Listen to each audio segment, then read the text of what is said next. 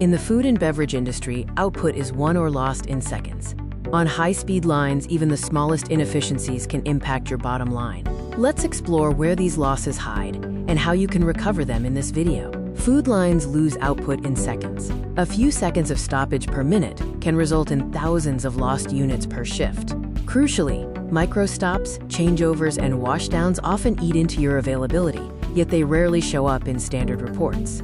In this industry, micro-stops and speed loss dominate. The big losses in food and beverage generally come from three sources: micro-stops like jams or misfeeds on fast lines, changeovers between flavors or formats, and washdown and startup processes, which include hygiene downtime and initial rejects before the line stabilizes.